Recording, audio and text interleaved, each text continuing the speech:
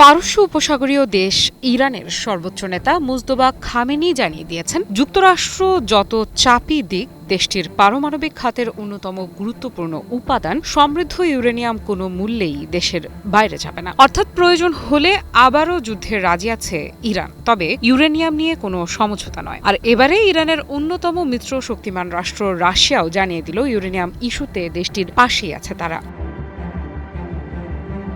ইরানের uranium issue নিয়ে যখন উত্তেজনা তুঙ্গে, ঠিক তখনই বড় এক বার্তা দিল রাশিয়া। মস্কো স্পষ্ট করে জানিয়েছে তেহরানের পাশে রয়েছে তারা। আর এই ঘোষণার পর নতুন করে প্রশ্ন উঠেছে, ইরানকে ঘিরে তৈরি হওয়া চাপের বিপরীতে কি আরও শক্তিশালী হচ্ছে রাশিয়া ইরান জোট? রুশ পররাষ্ট্র মন্ত্রণালয়ের মুখপাত্র মারিয়া জাখারোভা বলেছেন, ইরান ও যুক্তরাষ্ট্রের আলোচনায় সমৃদ্ধ ইউরেনিয়াম নিয়ে যে কোনো সিদ্ধান্ত হলে তা বাস্তবায়নে সহায়তা করতে পুরোপুরি প্রস্তুত রাশিয়া। অর্থাৎ শুধু কূটনৈতিক সমর্থন নয়, প্রয়োজনে বাস্তব ব্যবস্থাপনাতেও ভূমিকা রাখতে চায় মস্কো। তবে এখানেই শেষ নয়।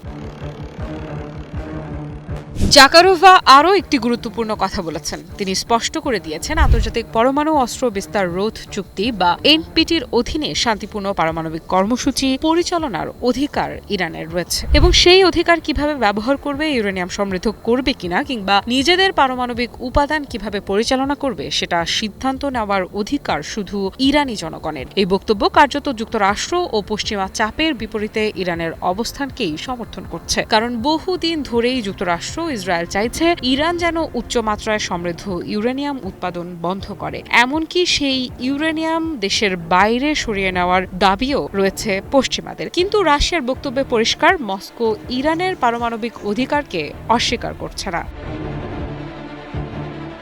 বরং তারা বলছে, পুরো সংকটের সমাধান হতে হবে রাজনৈতিক ও কূটনৈতিক পথে, সামরিক চাপ কিংবা হুমকির মাধ্যমে নয়। আর এখানেই বাড়ছে কৌতূহল, কারণ সাম্প্রতিক সময়ে মধ্যপ্রাচ্যে উত্তেজনা যত বেড়েছে, রাশিয়া তত বেশি প্রকাশ্যে ইরানের পক্ষে অবস্থান নিতে শুরু করেছে। কি বুঝলেন ভাই?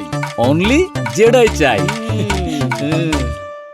ইউক্রেন যুদ্ধের পর পশ্চিমা নিষেধাজ্ঞার মুখে মস্কো ও তেহরানের সম্পর্ক আরও ঘনিষ্ঠ হয়েছে বলে মনে করছেন বিশ্লেষকেরা। ড্রোন সহযোগিতা, সামরিক প্রযুক্তি বিনিময়, জ্বালানি ও বাণিজ্য সব মিলিয়ে দুই দেশের কৌশলগত সম্পর্ক এখন নতুন মাত্রায় পৌঁছেছে। আর এখন পারমাণবিক ইস্যুতেও সেই সমর্থন প্রকাশ্যে চলে এলো। তবে সবচেয়ে রহস্যময় অংশ ছিল জাকারোভার শেষ মন্তব্য। তিনি বলেছেন, আলোচনার বিস্তারিত এখনো বন্ধ দরজার আড়ালে রয়েছে। অর্থাৎ পর্দার আড়ালে হয়তো এমন কিছু আলোচনা চলছে যার পুরো তথ্য এখনো প্রকাশ করা হয়নি। তাহলে কি নতুন কোনো সমঝোতার চেষ্টা চলছে, নাকি বড় কোনো চুক্তির প্রস্তুতি নিচ্ছে ওয়াশিংটন, তেহরান ও মস্কো? কারণ এই মুহূর্তে ইরানের ইউরেনিয়াম ইস্যু শুধু একটি পারমাণবিক বিতর্ক নয়, এটি এখন মধ্যপ্রাচ্যের নিরাপত্তা, ইসরায়েলের ভবিষ্যৎ, এমনকি বৈশ্বিক শক্তির ভারসাম্যের সঙ্গেও জড়িয়ে গেছে। আর সেই কারণে রাশিয়ার এই অবস্থানকে অনেকেই দেখছেন নতুন ভূরাজনৈতিক বার্তা হিসেবে। আফ্রিদা ইফরাত, নিউজ 24।